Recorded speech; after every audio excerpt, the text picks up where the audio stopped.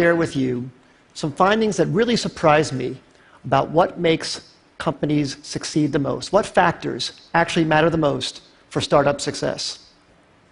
I believe that the startup organization is one of the greatest forms to make the world a better place.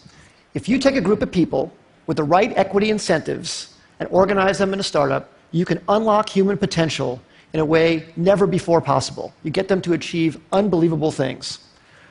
But if the startup organization is so great, why do so many fail? That's what I wanted to find out. I wanted to find out what actually matters most for startup success.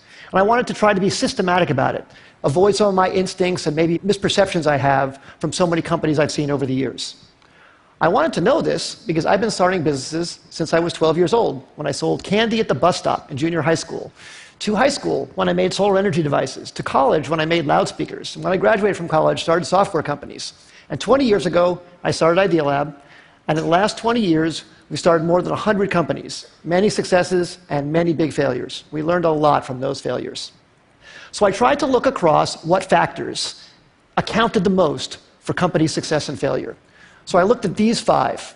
First, the idea. I used to think that the idea was everything. I named my company Idea Lab and how much I worship the aha moment when you first come up with the idea. But then over time, I came to think that maybe the team, the execution, adaptability, that mattered even more than the idea. I never thought I'd be quoting boxer Mike Tyson on the TED stage, but he once said, "Everybody has a plan until they get punched in the face." And I think that's so true about business as well. So much about a team's execution is its ability to adapt to getting punched in the face by the customer. The customer is the true reality. And that's why I came to think that the team maybe was the most important thing. Then I started looking at the business model. Does the company have a very clear path generating customer revenues? That started rising to the top in my thinking about maybe what mattered most for success. Then I looked at the funding. Sometimes companies received intense amount of funding. Maybe that's the most important thing. And then, of course, the timing. Is the idea way too early and the world's not ready for it? Is it early, meaning you're in advance and you have to educate the world? Is it just right, or is it too late and there's already too many competitors? So I tried to look very carefully at these 5 factors across many companies.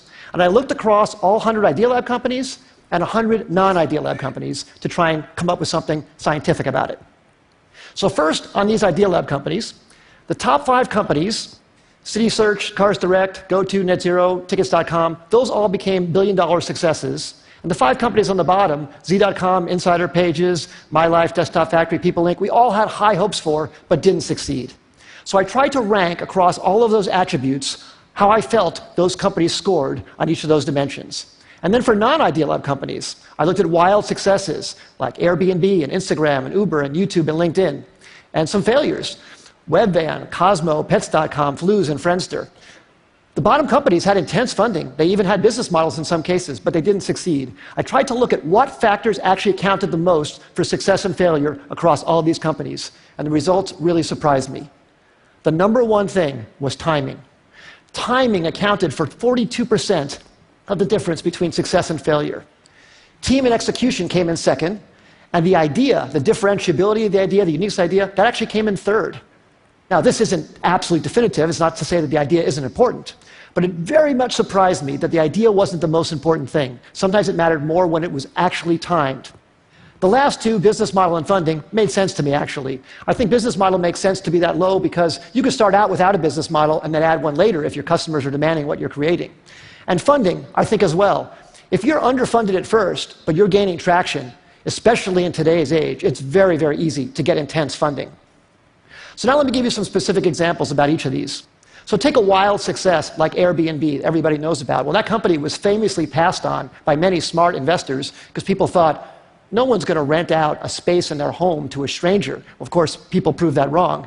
But one of the reasons it succeeded, aside from a good business model, a good idea, great execution, is the timing. That company came out right during the height of the recession when people really needed extra money. And that maybe helped people overcome their objection to renting out their own home to a stranger. Same thing with Uber. Uber came out, incredible company, incredible business model, great execution too, but the timing was so perfect for their need to get drivers into the system. Drivers were looking for extra money. It was very, very important. Some of our early successes, CitySearch came out when people needed web pages. GoTo.com, which we announced actually at TED in 1998, was when companies were looking for cost-effective ways to get traffic. We thought the idea was so great, but actually the timing was probably maybe more important. And then some of our failures. We started a company called Z.com. It was an online entertainment company. We were so excited about it. We raised enough money. We had a great business model. We'd even signed incredibly great Hollywood talent to join the company. But broadband penetration was too low in 1999, 2000. It was too hard to watch video content online. You had to put codecs in your browser and do all this stuff. And the company eventually went out of business in 2003. Just 2 years later, when the codec problem was solved by Adobe Flash, and when broadband penetration crossed 50% in America, YouTube was perfectly timed. Great idea, but unbelievable timing. And in fact, YouTube didn't even have a business model when it first started. It wasn't even it was certain that that would work out. But that was beautifully, beautifully timed. So what I would say in summary is execution definitely matters a lot. The idea matters a lot, but timing might matter even more. And the best way to really assess timing is to really look whether consumers are really ready for what you have to offer them, and to be really, really honest about it, not be in denial about any results that you see. Because if you have something you love, you want to push it forward, but you have to be very, very honest about that factor on timing. As I said earlier, I think startups can change the world and make the world a better place. I hope some of these insights can maybe help you have a slightly higher success ratio and thus make something great come into the world that wouldn't have happened otherwise. Thank you very much. It's been a great audience.